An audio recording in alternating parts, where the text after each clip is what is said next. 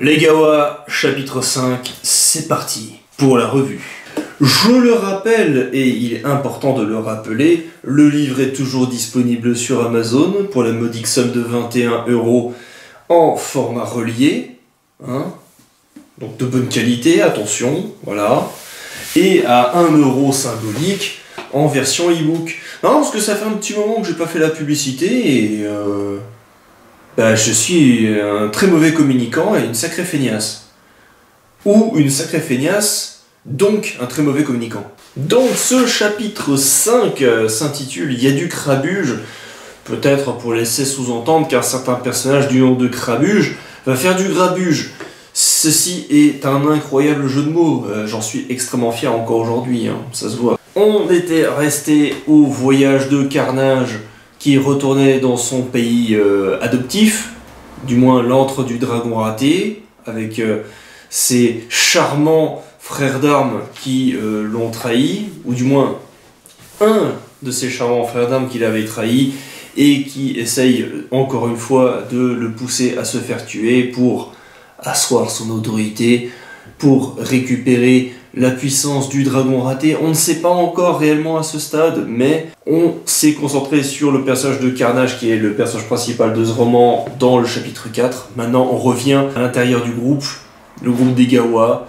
On a Delcan, Pandarès et Pticon, donc le frère du maître des Gawa, qui sont à la recherche de Kira, le maître des Gawa, supposément mort, supposément disparu. Et on avance assez vite pour arriver à la confrontation directe avec le personnage de Crabuge, l'antagoniste, disons, principal, premier du roman. Alors on commence ce chapitre par un jeu du chat et de la souris, entre Zertzaf qui part de son côté, Delcan qui a pas envie de traîner avec Pandarès dans le coin, Pandarès qui est en train déjà de faire acte de présence, parce que jusque là on l'a pas beaucoup vu, c'est quand même le seul personnage féminin du groupe. Elle explique qu'elle est capable d'invoquer Pandarès, mais qu'elle ne l'a pas éduqué à suivre les traces de machin, donc en fait on s'en fout. Chacun se disperse, et le seul personnage qu'on arrive à peu près à suivre d'une scène à une autre, c'est Pticon, parce que il passe de Delcan à Pandarès, à Zertzaf, et au bout du bout, il tombe sur le grand méchant.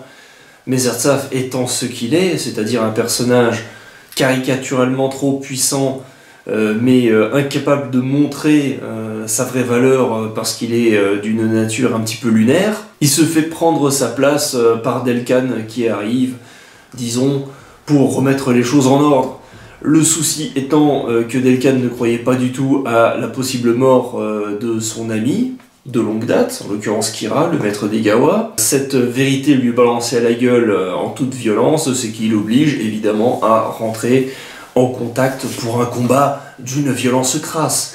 Le problème étant, et là je développe quelque chose de vraiment sérieux pour le coup, le problème étant que Delcan, comme les autres Gawa de la première génération, qu'on n'a pas encore rencontrés, on ne connaît que Delcan, Kira et Pticon de l'ancienne génération. Mais on laisse entendre quand même que c'était avant tout des gamins, des adolescents comme les autres en fait, qui aimaient faire les 400 coups, qui aimaient faire les cons, et qui donc n'ont pas, à proprement parler, d'expérience martiale sérieuse. Donc ce sont des gamins qui se sont entraînés avec des bâtons en bois pour se foutre sur la gueule, pour apprendre à combattre, etc. Qui se retrouvent une fois adultes en confrontation avec des mecs qui ont vécu dans une crasse pas possible, qui ont vécu le danger permanent, le fait de ne pas pouvoir se nourrir, etc. Bref, des gens qui vivent à la dure, disons des pecnos, sur un plan caricatural bien entendu, et qui ont dû se démerder pour survivre, et donc faire des choses crasses. Et en plus de ça, Delcan est amené à confronter Crabuge, qui est le bourreau des enfants du dragon raté, celui qui adore tâter de la lame. Donc on en arrive fatalement à un résultat qui est sans appel, à savoir que Delcan se fait ratatiner. Et sous les yeux de Zertzaf, qui est, je le rappelle, son compère, avec qui il forme le duo chez les Gawa. C'est eux deux qui ont créé l'émission, c'est eux deux qui ont monté cette structure des Gawa, à nouveau. Et donc fatalement, Zertzaf, qui est tout puissant, et évidemment ne s'attendait pas à ce que Delcan soit à sa hauteur à lui, il pensait quand même que Delcan était tout à fait capable de ratatiner un bossu venant d'un trou à merde. Eh ben non, parce que Delcan n'a jamais trop pris le temps de prendre sérieusement le sujet à bras-le-corps de l'artiste martial, disons, du combattant, surtout à une époque où tu peux combattre avec des flingues, etc. Continuer à te battre avec un sabre, c'est un peu ridicule, quoi. Et donc on en arrive évidemment à la finalité de ce chapitre, à savoir que Delcan se fait complètement ratatiner, que Zartaf en fait, il sait pas où il en est, quoi. Il est en train de se dire, bon, est-ce qu'il faudrait pas mieux que j'anéantisse l'humanité tout de suite, parce que là, c'est la honte, quoi. Même mon pote se fait ratatiner par un bouseux, c'est pas possible. Et d'un autre côté, comme évidemment cette histoire connaît plusieurs embranchements, on a la prêtresse Coronesse qui découvre petit à petit le poteau rose, avec des Gugus qui sont en train de parler sur les enfants du dragon raté. Alors des Gugus, je sais plus c'était quoi, c'était des gardes, des bateliers je crois, parce que tout se passe au niveau du port de la ville. Des bateliers qui sont en train de parler des enfants du dragon raté qui foutent la merde, etc., que c'est pas possible, et qu'ils ont été embauchés par un mercenaire qui connaît les Gawa, etc. Bref, ils sont en train de balancer le scénario.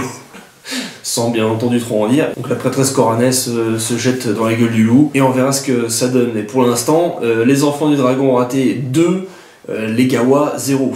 Et même si tu comptes Kira, les enfants du dragon raté 3, les Gawa 0. Comment est-ce qu'on va rétablir l'équilibre? Nous verrons ça dans le prochain chapitre. Pour parler, disons, scénario, on est en plein dans ce que je pourrais appeler, la phase du deuxième acte où le héros, protagoniste, parce que là t'as plusieurs protagonistes quand même, où le protagoniste échoue, tout simplement.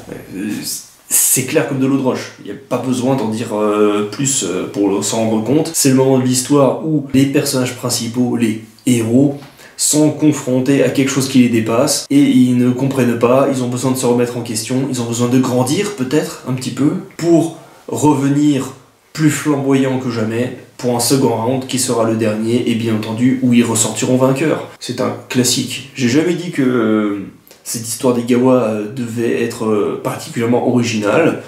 J'y ai mis ma touche, c'est en matière d'humour particulièrement que ça marche, et surtout c'est une histoire à prendre vraiment tranquille, quoi. C'est pas un truc qui va te faire réfléchir sur le sens de la vie. Mais peut-être que ça viendra un jour, et pour ça, je vous invite à suivre les prochaines revues qui viendront par la suite. Allez, je vous dis à tantôt, et n'hésitez pas à vous en commander un quand même. N'hésitez pas.